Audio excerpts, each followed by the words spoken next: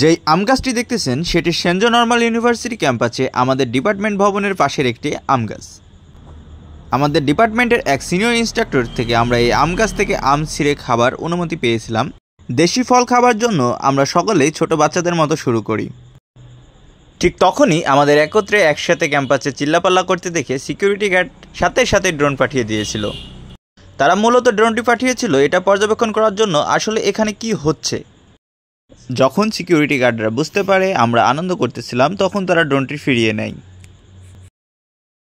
এটা হলো দেশের বাইরের একটা পাবলিক ইউনিভার্সিটির সিকিউরিটি ব্যবস্থা।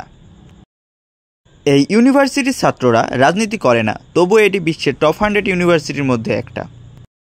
এই ইউনিভার্সিটির ছাত্ররা অস্ত্র নিয়ে যায় না, তবুও ইউনিভার্সিটি ক্যাম্পাসে 0 ক্রাইমস ইনশিওর হয়।